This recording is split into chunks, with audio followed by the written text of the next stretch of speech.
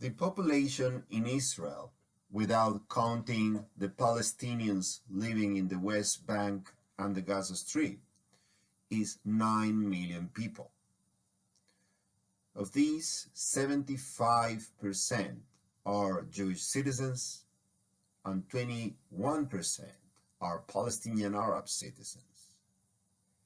As you can see here in the graph, these are the two main topics that we are going to address this week. We're going to look into the Arab-Palestinian minority and then to discuss the relations between Jews in Israel from a more tribal point of view. Now, when we think in terms of the Israeli society as a whole, there are a number of themes, issues, or topics that can give us quite a lot of explanation in regards how these issues of the Arab-Palestinian minority and the Ashkenazi Mizrahi issue can be explained. These relate to the sort of education that Israel has been implementing since the Declaration of Independence in 1948, which is a very nationalist type of education, inculcating Zionist values mainly. The type of life that Israeli citizens experience, which is a segregated type of life, where it will be the case that most Jewish Israelis will not meet, almost never, a Palestinian citizen, or just in few cases. And the third issue that is important to mention is the sort of civil recruitment that Israel implements in regard to its Jewish citizenry. Civil recruitment means that Israeli Jews in Israel feel committed to the Zionist project and their goals, and they lend themselves to a variety of social practices, most importantly serving in the army, that have the target of continuing to pursue Zionist goals and characteristics for the state of Israel. This basically means that Israel, as a Jewish state, favors and privileges Israeli Jewish citizens at the expenses of the Palestinian minority and other small groups.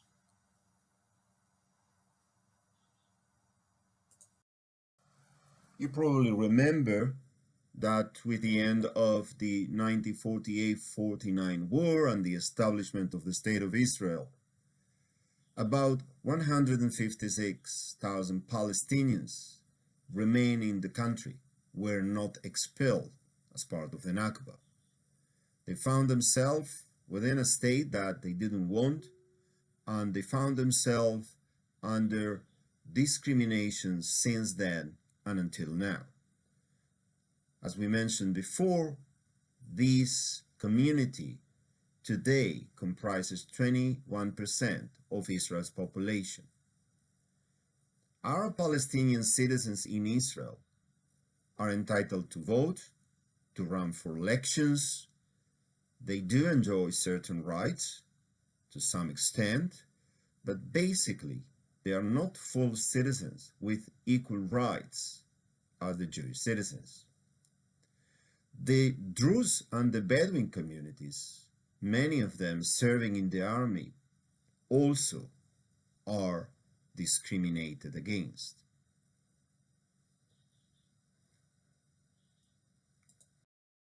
What does it mean that the Arab Palestinian citizens of Israel are discriminated against? Well, when we look into the discriminatory law database that the organization Adala established, we can see that Palestinians in Israel are discriminated and with limited rights in all areas of life, from citizenship rights to the right of political participation, land, housing, education, cultural and language rights, and so on and so forth. Now, I do suggest you to look into the PowerPoint version of this lecture and click on the attached link. Have a look at the different laws that the Adalah organization lists there and how they explain how discrimination works against the Palestinian citizen. Adalah is a human rights organization that was established in 1996, and since then, its mission is to promote human rights in Israel in general, but particularly the rights of the Palestinian minority. Adalah mainly uses appeals to the Supreme Court of Israel, but not only. So, what actually happened to the Palestinian minority within Israel in 1948? So in 1948, the Israeli government imposed military law on this community. What it means, military law? Well, it basically means that the government of Israel controlled the Palestinian minority using military regulations and military ways to supervise and surveil the life of these people. In daily life, martial law was manifested mainly in restrictions imposed on residents' mobility. If Palestinians wanted to move from the area of residence to another town or another city, for whatever reason, they had to get a permit. The permit stated not only the destination and the date of the movement, but also the time of departure and return. So you can understand how deep was the level of control of these people. The permit was required for every purpose, whether for travel for work, business, medical treatment, or even to visit relatives. If a Palestinian wanted to attend a wedding, a funeral, go to surgery, or even go to the movies in another town, not in their own town, they require a permit. How they did obtain permits? Where there were military governors in different areas where Palestinians lived. To obtain a permit meant standing in lines. And there were different types of permits. And the permits even change all the time to add confusion. People had to be interrogated when they asked for permits, and permits were always granted to the applicants. Obviously, to ask for travel permits, for mobility permits, was part of a broader mechanism of oppression and control. Many times, Israeli military governors demanded from people applying for permit to spy on their neighbors, to denounce them for political activity allegedly against the state. So this system of permits was used to punish people, to recruit collaborators within the Palestinian community, and overall to control their lives. One can ask why, in fact, Israel imposed martial law on the Palestinian citizens.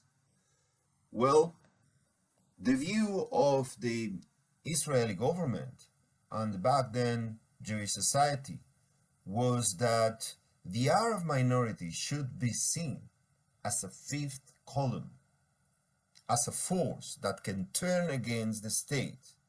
So it must be surveilled. That was their view.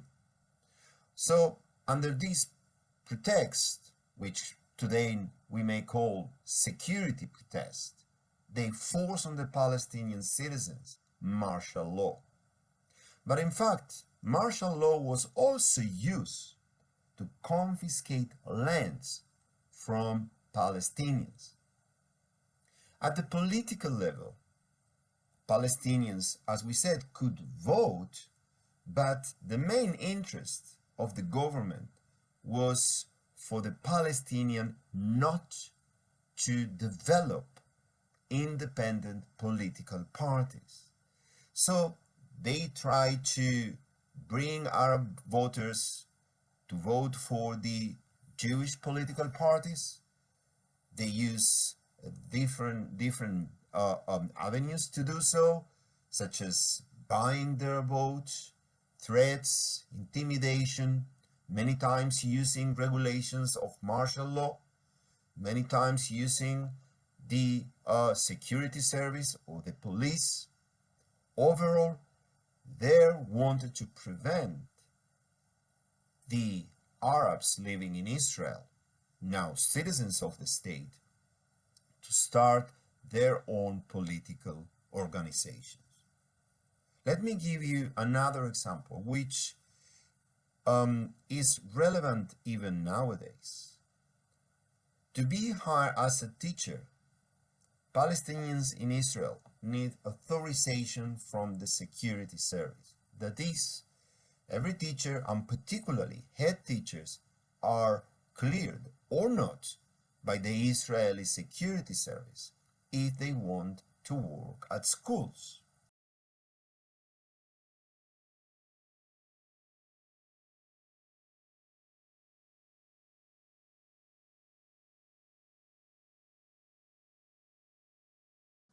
To get a taste of how the Israeli government and society perceive the Arab Palestinian minority during the first years of the state, the mid-50s, for instance, we can look at these two quotes, one from Shmuel Divon, who was a former official of the Israeli Ministry of Foreign Affairs, who in 55 said, "There is no way the Arabs of Israel will be loyal to the state.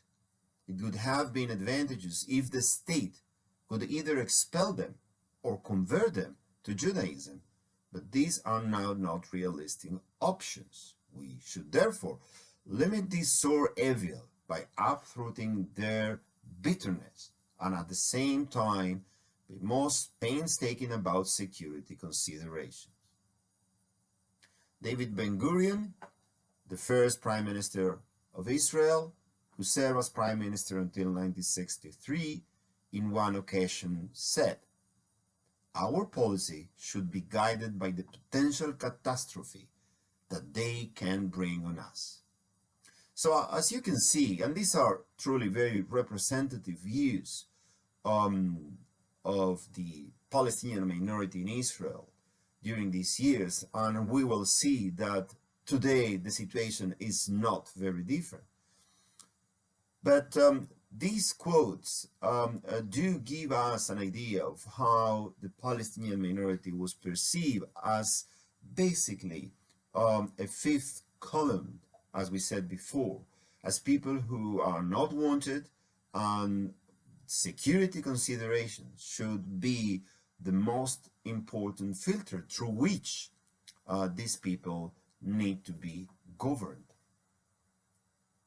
The Arab-Israeli village of Kfar Qasim today marked the 59th anniversary of what is known as the Kfar Qasim massacre, when Israeli border police opened fire on workers returning home during a curfew, which has been imposed earlier in the city. 49 people were killed, and Ayman Siksik brings us the story of the event, which marked a turning point in relations between the Israeli state and its Arab minority, and in which even today is an open wound.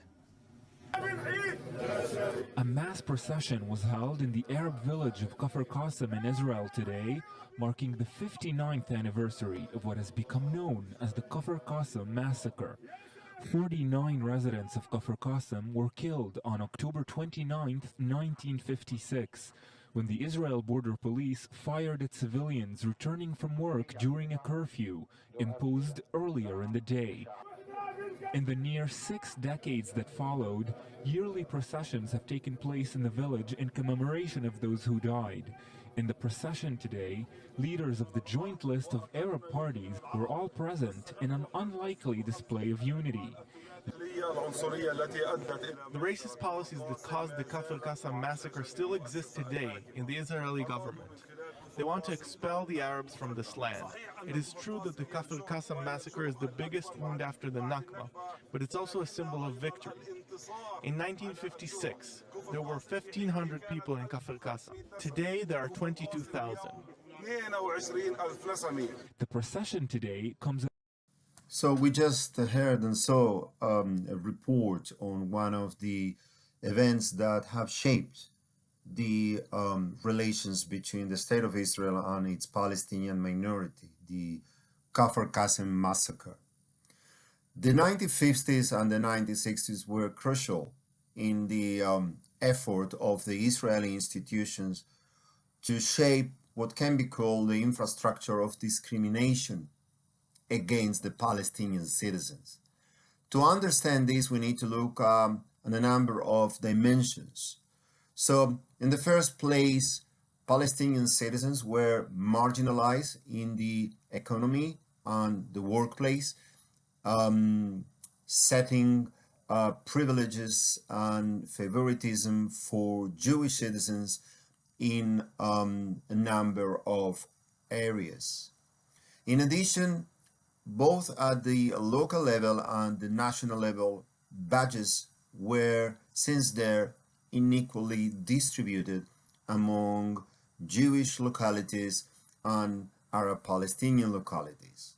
Also at the level of the national budget, and this is important particularly in relation to education and welfare.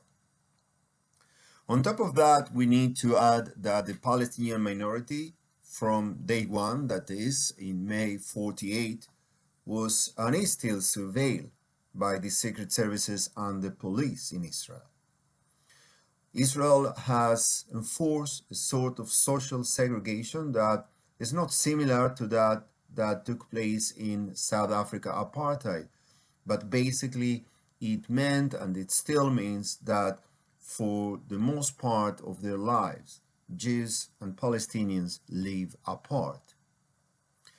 And also we need to take into account that though Palestinians, as we said before, can vote for elections and run for elections, their political freedoms, particularly political expression, and the kind of political parties that can run for parliament, all of this is restricted when you compare to the freedoms enjoyed by the Jewish citizens.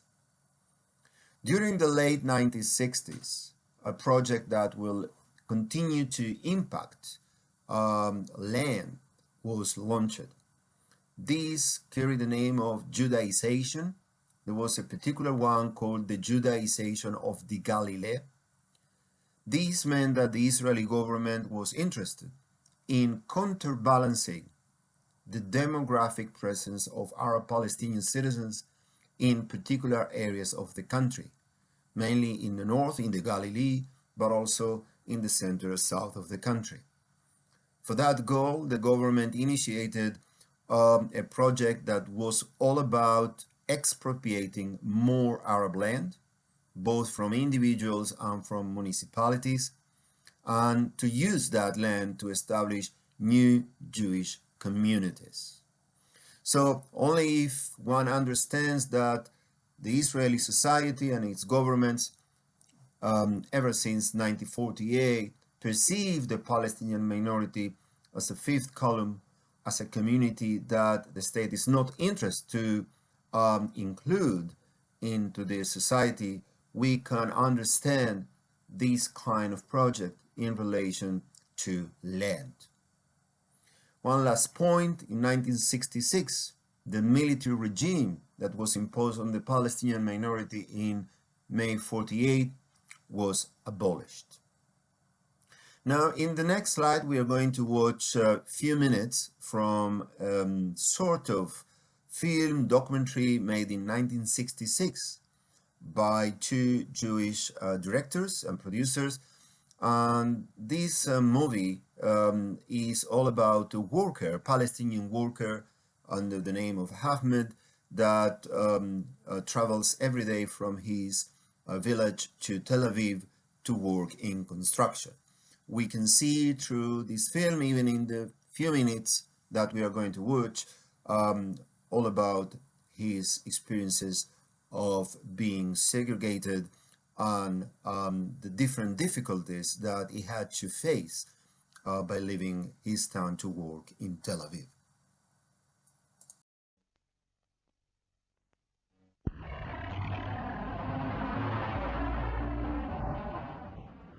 יש דברים שלעולם לא אתרגל אליהם בעיר הזאת.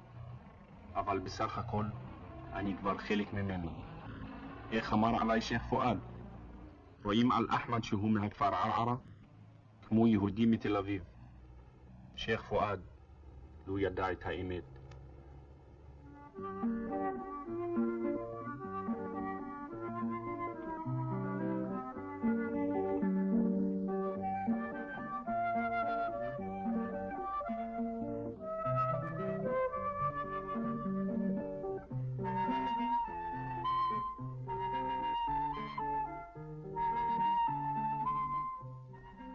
בית לא עוזבים בקלות. יש דברים שאתה נולד, גדל וחי איתם, ונדמה לך שבלעדיהם אי אפשר. אחר כך לומדים שאי אפשר. נשארות רק תמונות להתגעגע. הפרידה מאמא. היא תמיד אמרה, לא צריך לנסוע לעיר. לא צריך. בכפר יותר טוב. כאילו שלא ידעתי. נכון? יש לי תעודת בגרות. תחכה מעט ותמצא עבודה, אמרה אמא. איפה עבודה? גם לעדנאן השכן שלנו יש תעודת בגרות. שנתיים חיפש, בסוף הלך לבניין. אני לא אחכה שנתיים.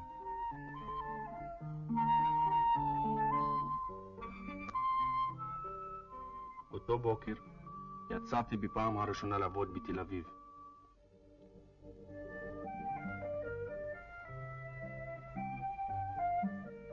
עשרות אלפי ערבים יוצאים כל יום ראשון מן הכפרים לעבוד בעיר.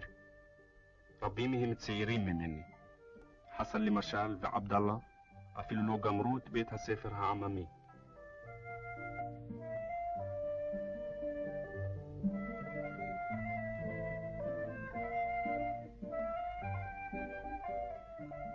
לאף אחד נשק לעזוב את הבית, רק שמוכרחים. הכפר הפסיק לתת פרנסה, הצרכים גדלו. פרה, עז ו20 דונם מטע כבר לא מספיקים לפרנס משפחה שלמה. לפני המלחמה היו לנו הרבה אדמות.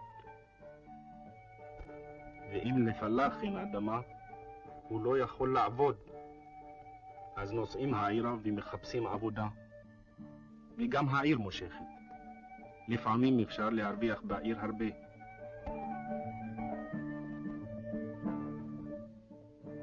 למן הרגע שנכנסנו העירה, היה בה משהו מעיין. כבר ביקרתי בעיר, אבל הפעם באתי לחיות ולעבוד בה. היא הפחידה אותי. כפרי ערבי בעיר יהודית.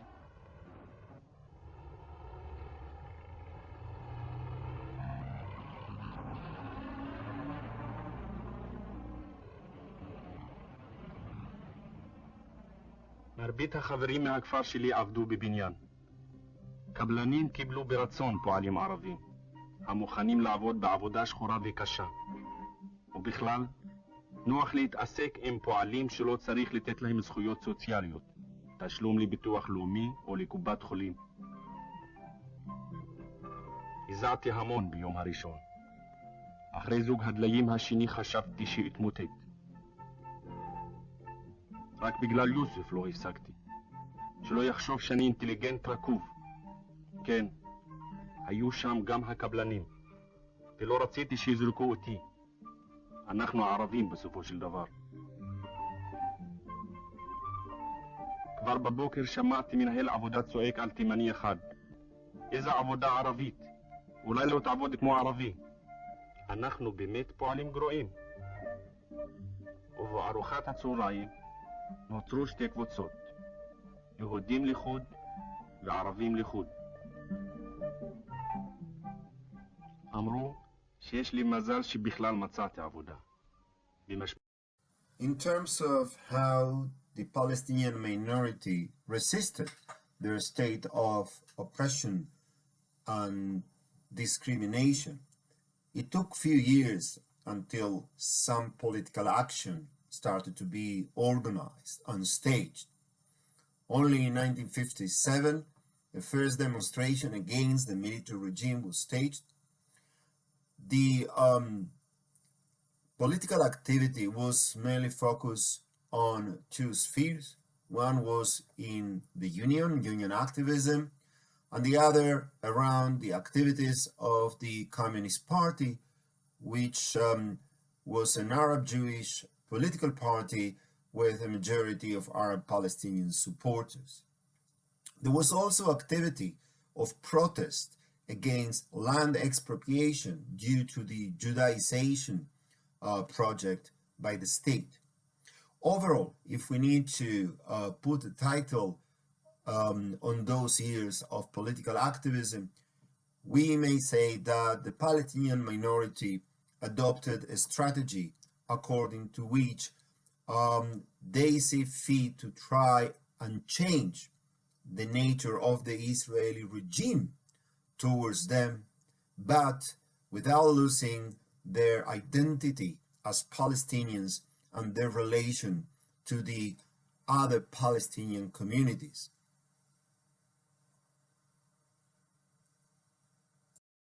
Let us look now into the decade of the 1970s.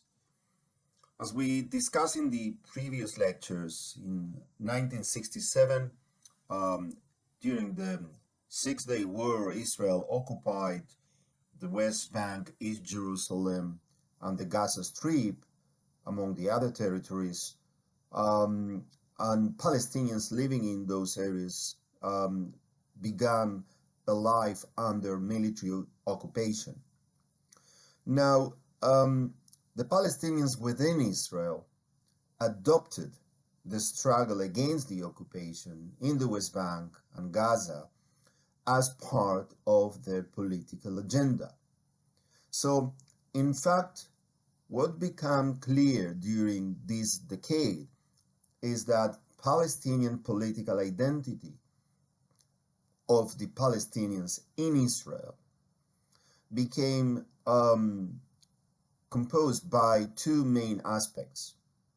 One is the fight for equal rights within Israel as Israeli citizens, and the other is the loyalty to the broader Palestinian cause, which at those times was focused mainly on fighting against the military occupation of the West Bank, East Jerusalem, and Gaza.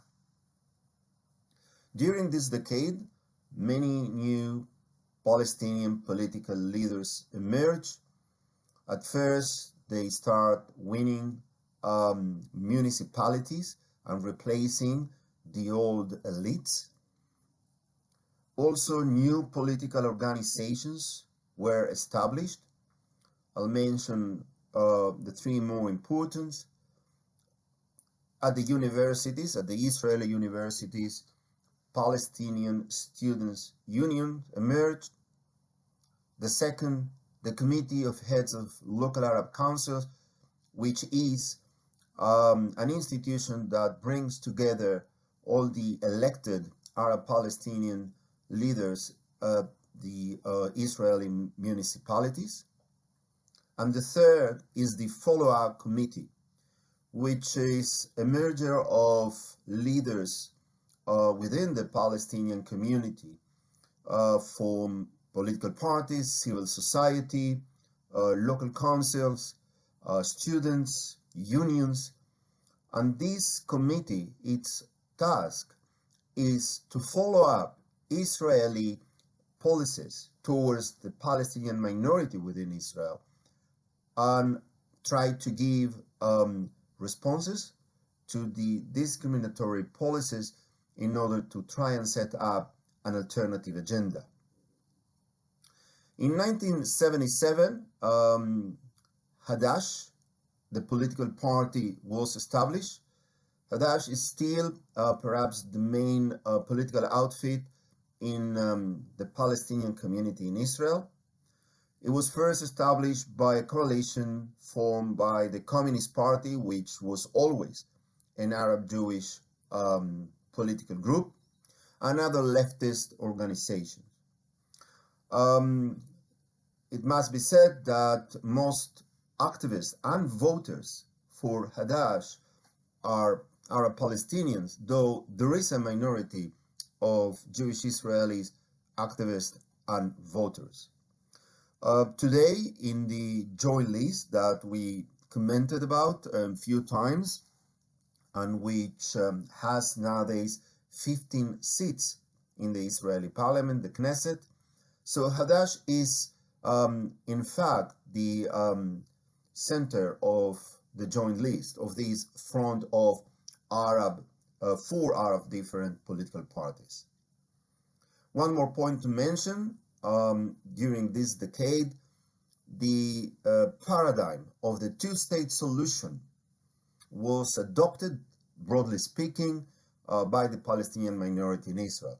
This is to say that in their eyes, during this period of time, they believe, and I reckon that that's still the case for the majority of Palestinians in Israel, they believe that between the sea and the river, there should be two independent states, one Jewish and one Arab Palestinian.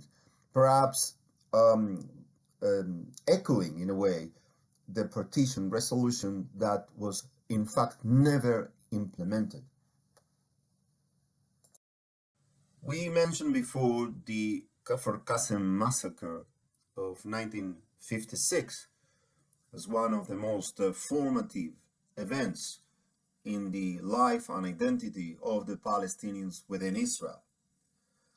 Another such event is the Land Day, Yom el-Ard, which began in March the 30th, 1976, when the Palestinian minority leaders called for a day of strike and national protest, mainly to demonstrate against the Judaization of the space policies. That is, if you remember, we discussed this before, Israel aimed and still aims at confiscating land from Palestinians within Israel in order to establish on them Jewish settlements only for Jewish Israelis.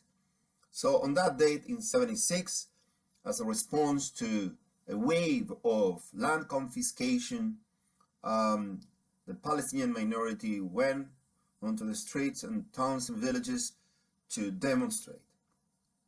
The police reacted violently, one more time, and 6 demonstrators were shot dead. Until today, every 30th of March, the Palestinian minority commemorates the Land Day. The 1980s saw particularly an expansion of the Palestinian civil society within Israel. A number of new organizations were established, some of them working on issues of equality, others focusing on protest, others on culture and education. But it was during these years that we witnessed an explosion in the number of civil society organizations, which will become eventually the backbone of the Palestinian identity within Israel.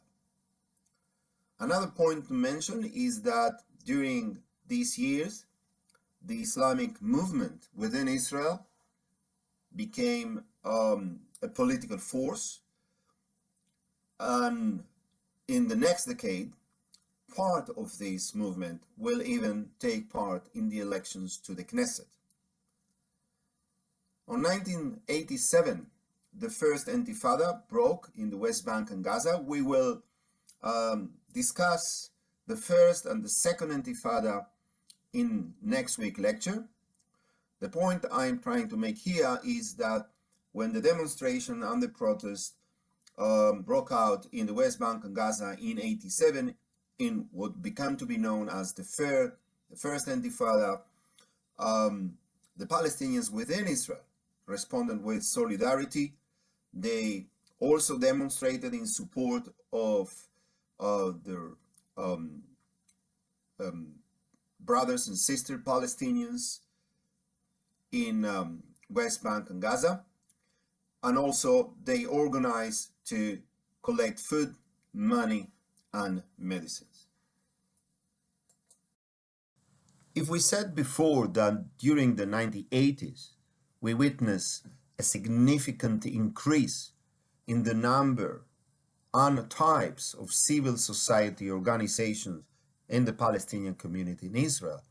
So we can add now that during the 90s, this became a strong civil society with a high cohesiveness of national consciousness. I will refer in this decade to 3 events. The 3 of them took place on the same year, 1996. The first of them is the establishment of a new political party, the National Democratic Alliance, Balad or Tajamu.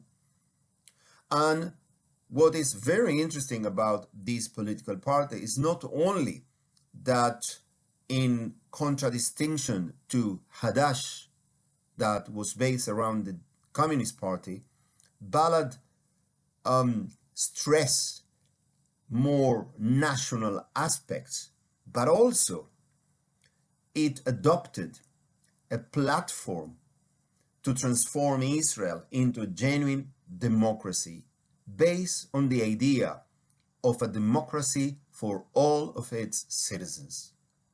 This runs against the very definition of Israel as a Jewish state that privileges in law, policy, and practice the Jewish Israeli population. Until today, the idea that Israel should be a democracy for all its citizens is rejected by the vast majority of the Jewish citizens and by all Jewish political parties in the Knesset. Balad is today part of the joint list, together with Hadash, that we mentioned before, and 2 other parties as well. I would like also to mention that Balad's founder and leader, Professor Azmi Bishara, had to flee the country because of political persecution. We will listen later to a short interview with Azmi Bishara. So I thought that it will be important to mention that Bishara was the founder of the Balad party. Today, Balad also is supported by a small minority of Jewish citizens who believe in this paradigm of a democracy for all its citizens. The second event in that year was the split in the Islamic movement in Israel. The southern branch of the movement established and joined a political party and ran for elections to the Knesset, while the northern branch of the movement refused to do so. Today, the southern branch is organized in the Ra'am political party, which is also part of the joint list.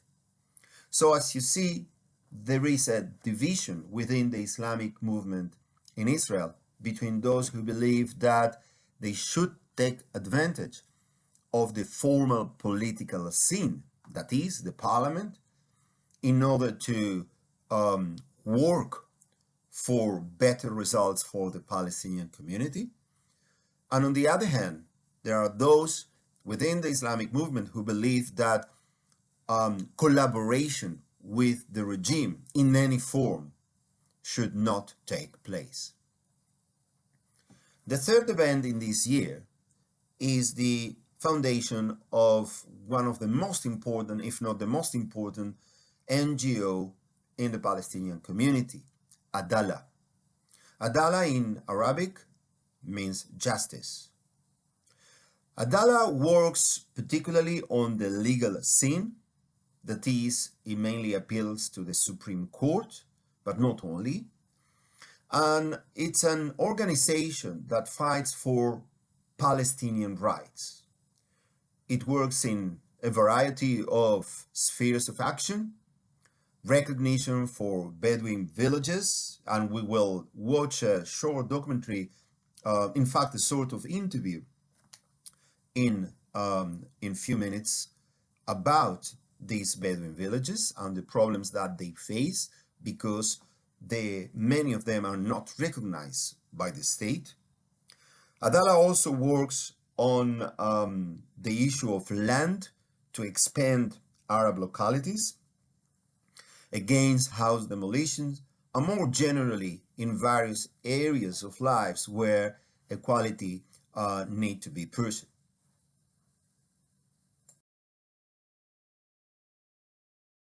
Why do you think that is? That they call you Arab Israeli? It's occupation. They don't want Palestine to exist. That's simple to me. You know, I understand that, but doesn't make it right.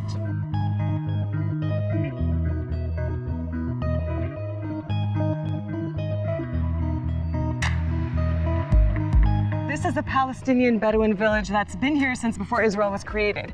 But the state considers this village illegal and has tried to forcibly remove its residents multiple times.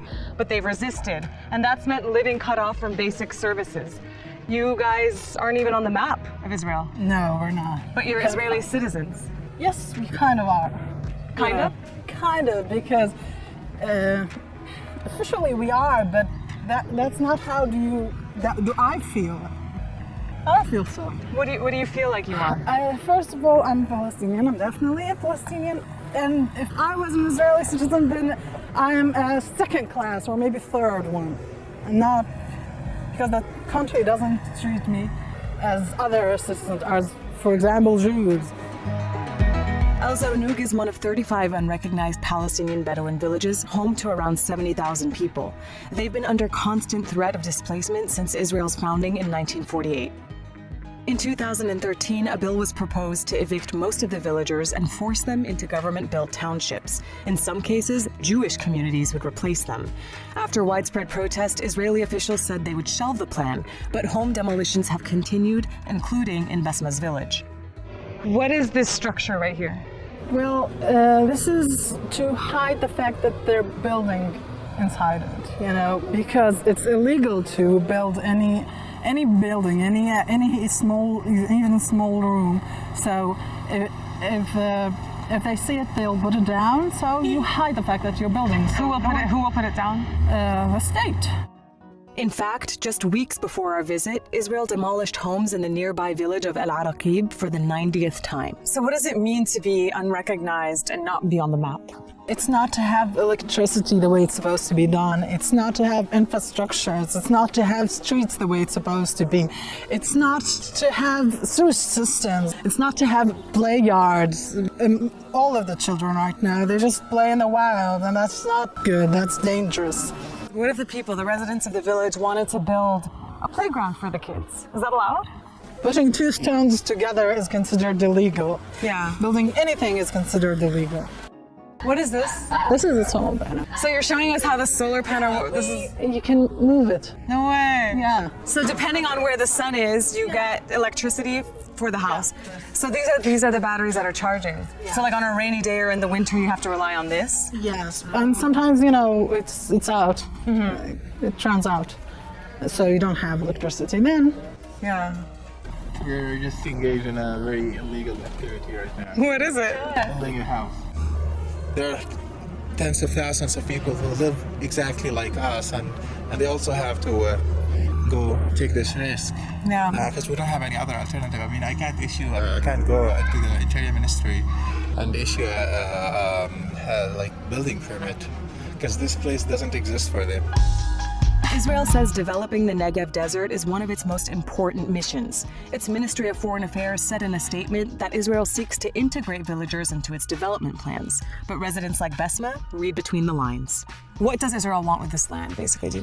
Well, to put Jews on it, just simply not Arabs, not Palestinians, because, we're not really welcome here. Because it's new. This is a new house. Yeah. You were saying the roofs, they really are made. Yeah, but, they make another construction to cover it, but he didn't do it yet because it's a bit expensive. You guys are like constant, handymen. Yeah. Constant repairs, huh? You must, that's how you live. What does it feel like to constantly have to battle this state just to remain in your home and in your village? That's life. And you just called it resistance, so yeah. My life is, I resist to live. That's. I think that's a basic thing every human being do, but simply, we do it differently. Sometimes it's against the wind, sometimes it's against the state.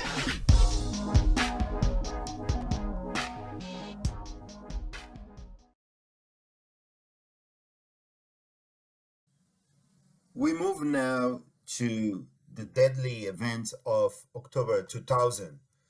And yes, you must be asking yourself if all that the Palestinian community in Israel can gather as moments that form their political identity were deadly events in which they had to face the Israeli police or army. Well, the answer is pretty much yes, because this is what the Palestinian community within Israel faces since 1948, as well as the Palestinians in the West Bank and Gaza, particularly since 1967, when they became occupied subjects of Israel. So in relation to these events that we are going to explain in a moment, in the year 2000, Ilan Pappé, in his book about the Palestinian minority in Israel, says, "It is not difficult to choose the image to represent the last decade of our story. All the possibilities come from 3 days in October 2000. It could be the picture of police snipers shooting at a gathering of youth and throwing stones at blazing bottles and them. It could also be Muhammad Asil, age 18 and a member of one of the very few Arab Jewish youth peace movement, Seeds for Peace, who was shot at close range by a police officer when sitting under a tree as he watched the demonstration and clashes in his own town, Sahnin. It could be the image of 18-year-old Wessam Yazbak, the nephew of the leading Palestinian historian in Israel and later president of the Israeli Oriental Society, Mahmoud Yazbak, who was shot in the back while trying to calm down his comrades in the narrow alleys in Nazareth. It could be the 2 young women being beaten in front of the camera by the special police unit for just walking along the main road between Yafat al-Nasra and Nazareth. The deadly events of October year 2000 took place alongside the Second Intifada in the West Bank and Gaza. Again, we will discuss in detail the first and the Second Intifada next week, but these were 2 waves of massive and popular resistance in the West Bank and Gaza. The Second Intifada spilled into Israel, and the Palestinian citizens of Israel joined the demonstration, first in solidarity with the Palestinians in the West Bank and Gaza, but also, and many may say mainly, as an expression of the continuing repression and inequality against them as citizens of the state. One more time, the Israeli police reacted violently with live ammunition. 13 Palestinian citizens were shot dead, hundreds wounded, and thousands arrested. Political pressure began to be mounted against the Israeli government, and eventually the government established a commission of inquiry. The commission of inquiry found that Arab citizens in Israel have been suffering from discrimination and that the government of Israel must do more in order to address this problem.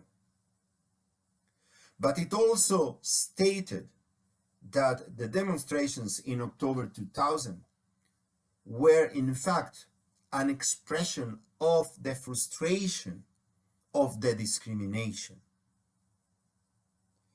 In terms of the police officers that killed demonstrators, no one police officer was prosecuted.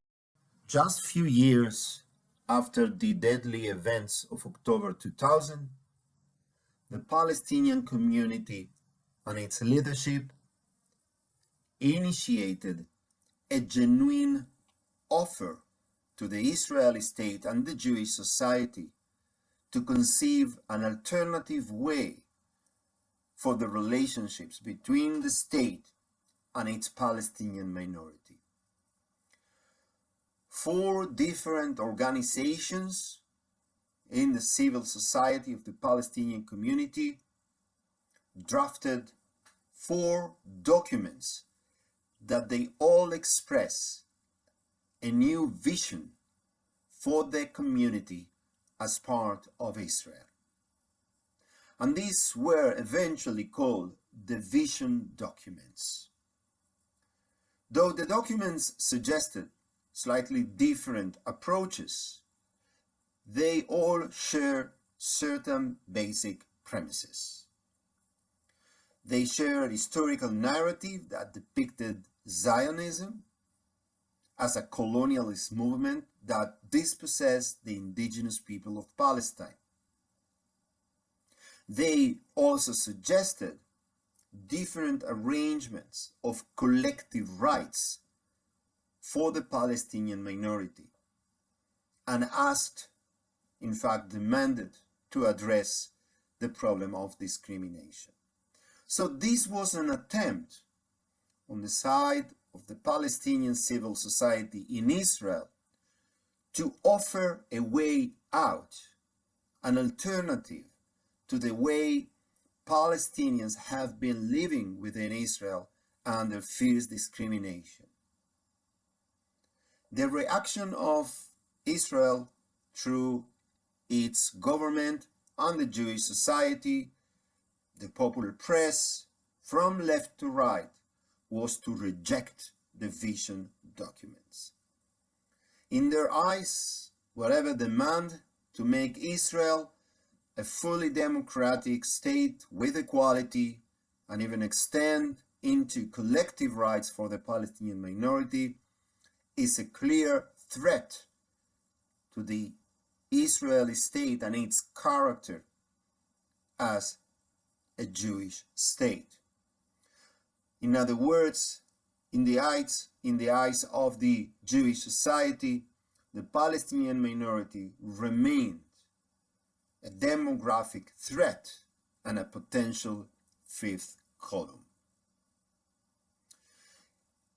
Next, we will watch a short interview with Palestinian academic and political leader, also former member of the Knesset, Professor Azmi Bishara, who, as I said before, was the founder of Balad. And this interview is from 2007, also with Al Jazeera journalist.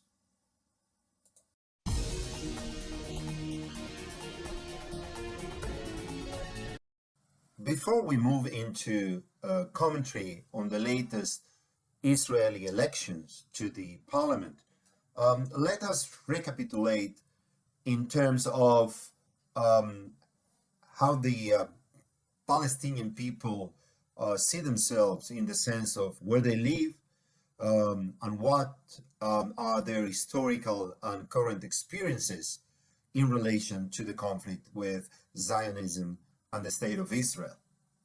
So we have the Palestinian diaspora, people who are still alive and are refugees from 1948, 49, and their descendants all over the world, many of them in refugee camps still living there in Lebanon, West Bank, Gaza, and other places around the world. Altogether, about 5 million. We have the Palestinians living in the West Bank, East Jerusalem, and the Gaza Strip, and who since 1967 live under military Israel occupation, almost 6 million people.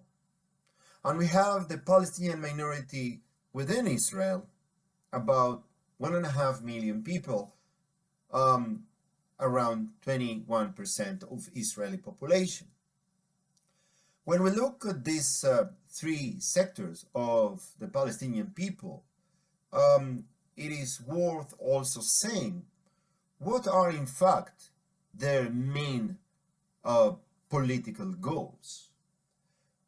So, in the eyes of the Palestinian refugees and their descendants, the most important thing in this respect is the right of return. The right for these people to return to Palestine, whether to the places where they were living or to be compensated by Israel, as the UN resolutions state about this issue. From the viewpoint of the occupied Palestinians in the OPT, the most important political goal is to end the occupation and to achieve political independence. And from the viewpoint of the Palestinian minority in Israel, the most important political goal will be to achieve full individual and collective equality as citizens of the state.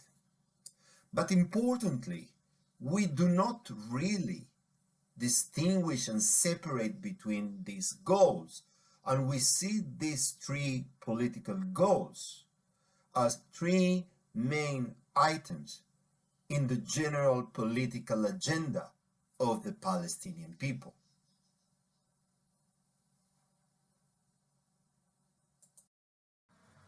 We now move to the second topic in this lecture, Mizrahim and Sfaradim in Israel. We are going to go through some historical events to complement what we already know about the Mizrahim and the Sephardim during the pre-48 era in Palestine. As a first step in this topic, I'm asking you please to watch this 46 minutes documentary, Israel's Great Divide, made by Al Jazeera, an excellent lens to understand many of the most significant issues in regard relations between Mizrahim and Sfaradim, and more generally Jews from Middle Eastern origin and Ashkenazim in Israel today. So in order to click on this link, I'm asking you to go to the PowerPoint presentation of this lecture, and you can be able to enter the link.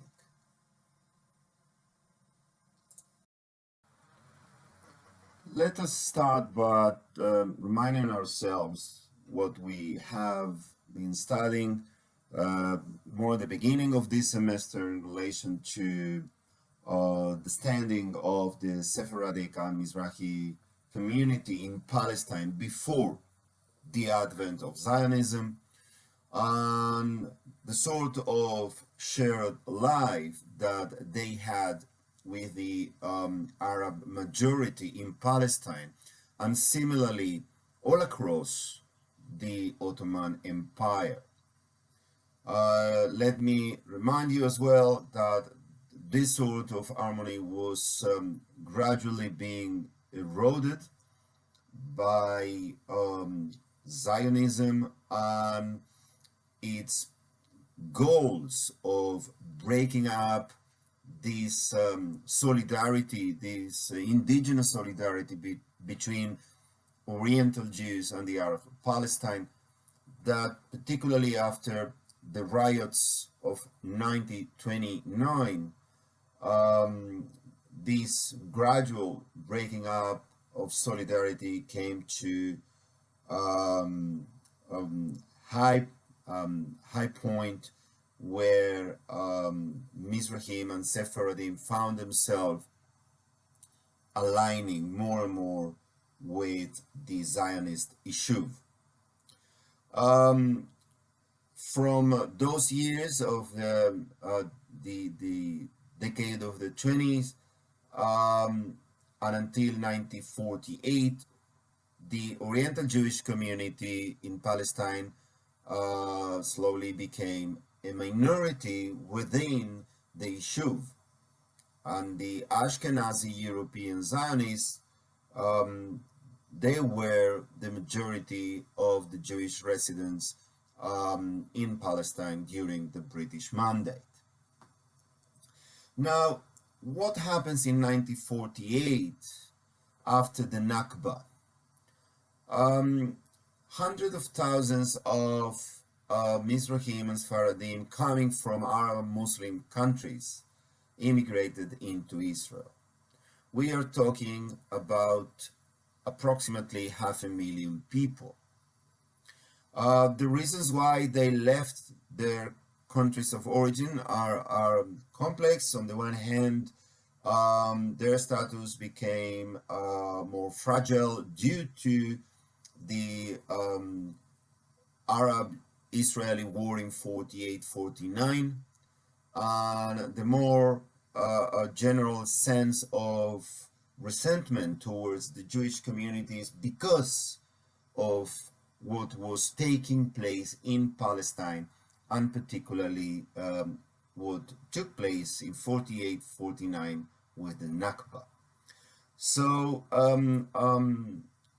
these Oriental Jewish communities come to the newly established State of Israel, and these vast numbers of Jewish people into Israel will certainly help Israel stabilizing demography, which was always a big concern, both conceptually and practically within Zionism.